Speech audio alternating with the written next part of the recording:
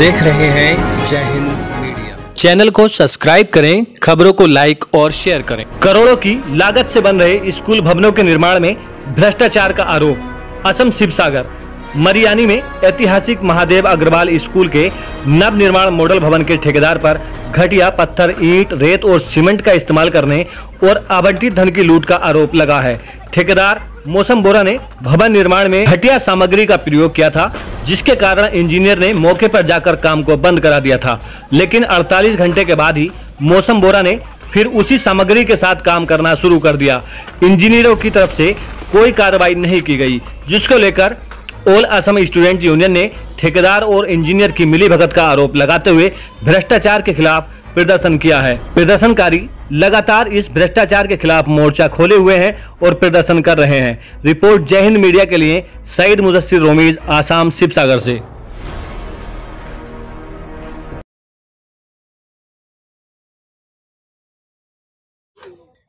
হয় মৰিয়নি মহাদেৱ আগৰা যি কাম চলি আছে মডেল স্টোৰ হিচাপে কাম চলি আছে এই কাম সম্পূৰ্ণ 2 নম্বৰ হৈছে নিম্ন মানদণ্ড মেটেল ব্যৱহাৰ কৰা হৈছে ইটা 2 নম্বৰ লগোৱা হৈছে যে আৰ্ট ফিলিঙৰ কাপ বৰ্ণা স্কুলখন ভাঙি মেলি তাত জাবৰ ভৰোৱা হৈছে যে পুষ্ট কাম কৰিছে সেই পুষ্ট কামবোৰ ডাঙৰ ডাঙৰ বোল্ডাৰ দি পুষ্ট জ্বলা হৈছে সম্পূৰ্ণ 2 নম্বৰ কৰা আছে আমি ছাত্ৰখন আমি দাবী জনাই আছো যে প্ৰত্যেকবাৰ দাবী জনাইছো আমি অভিযন্তাও কৈছো যে এই কাম সম্পূৰ্ণ বেয়া হৈছে আপোনালোকে এই কামটো নিয়ন্ত্ৰণ কৰক কিন্তু অভিযন্তাসকল থকা পাছত এই কামটো কেনেকৈ হল পালে আমাৰ কিন্তু সন্দেহ আঙলি গৈছে আৰু দ্বিতীয়টো কথা কালি অভিযন্তাসকল আহি ইয়াত বালি সিজ কৰিছিলে তাৰপা শিল সিজ কৰিছিলে ইটা সিজ কৰিছিলে সেইসকল বেয়া বুলি তেওঁলোকে ৰিজেক্ট কৰিছিলে ৰিজেক্ট কৰা মাল পৰা 24 ঘণ্টা নহতে 12 ঘণ্টাৰ ভিতৰত কেনেকৈ সেই কাম কৰিবলৈ পালে এইটো কিন্তু এটা সন্দেহ আৱতন কাৰ বলেৰে বলিয়ান হৈ এই ঠিকাদাৰজনে এই কাম কৰিব বিচাৰিছে আমি কিন্তু ছাত্ৰসন্থা ধিক্কাৰ জনাইছো আমি ইয়াৰ পৰা কওঁতে যদি নিম্ন মানদণ্ড কাম কৰি পকেট গৰম কৰিব বিচাৰিছে এইটো ছাত্ৰসন্থা কেতিয়াও হ'বলৈ নিদিয়ে তেওঁ নিশ্চিত থাকক আৰু আমি ইয়াৰ পৰা দাবী জনাইছো তেওঁলোকে উচ্চ মানদণ্ডভাৱে বস্তু ব্যৱহাৰ কৰিব লাগিব এখন সৰ্বাংগ সুন্দৰ এখন বিদ্যালয় ইয়াত স্থাপন কৰিব লাগিব এই ছাত্ৰসন্থা বিলাক মৰিয়নি ৰাইজৰ দাবী এই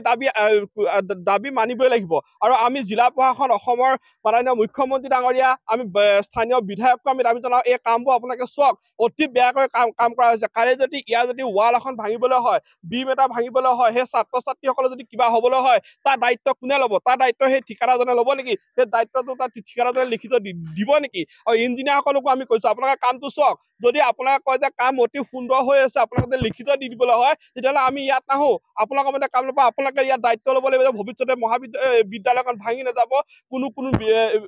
যদি বেয়া নহয় বুলি আপোনালোকে দায়িত্ব ল'ব পাৰে তেতিয়া আমি ইয়াৰ পৰা গুচি যাম কিন্তু আপোনালোকে কালি ইঞ্জিনিয়াৰসকলে আহি নিজে ক'বলৈ বাধ্য হৈছে যে কাম অত্যন্ত বেয়া হৈছে তাৰ পাছত আজি 12 ঘণ্টা নহতে সেই বালি সেই শিল সেই ইটা দি কেনেকৈ কাম কৰিবলৈ পালে এইটো কিন্তু এটা সন্দেহ আৱৰ্তনত আহিছে যেটো ভাঙিবলগীয়া পৰিস্থিতি হৈছে হয় যোৱাকালি আমি এই নিৰ্মাণ কাৰ্য মৰিয়নি মহাদেৱ আগৰৱালা উচ্চতৰ মাধ্যমিক বিদ্যালয়ৰ যি মডেল স্কুল নিৰ্মাণ কাৰ্য চলি আছে আৰু এই নিৰ্মাণ কাৰ্যলৈ আমি যোৱাকালি আমি আহিছিলো আৰু যোৱাকালি ইয়াত সম্পূৰ্ণ নিৰ্মাণ কাৰ্যৰ লগত জড়িত থকা যিমান বিষয়ববীয়া ইঞ্জিনিয়াৰৰ পৰা আদি কৰি ঠিকাদাৰৰ যিসকল লোক আহিছিলে সকলোৱে কাম চাই গ'ল আমাৰ আপত্তি যিবিলাক আছিলে তেওঁলোকে শুনিলে আৰু তেওঁলোকেও স্বীকাৰ কৰিলে যে হয় ইয়াৰ ইটা বালি লগতে শিলগুটি সকলোবিলাক নিম্ন মানদণ্ডৰ হয় আৰু ইয়াক আমি সলনি কৰাৰ পিছত ইয়াত অতি সুন্দৰকৈ এতিয়াৰ পৰা আপোনালোকে একো কমপ্লেইন নাপাব একো আপত্তি নাপাব সুন্দৰভাৱে কাম হৈ যাব বুলি তেওঁলোকে ক'লে আৰু আজি কিন্তু পুনৰাই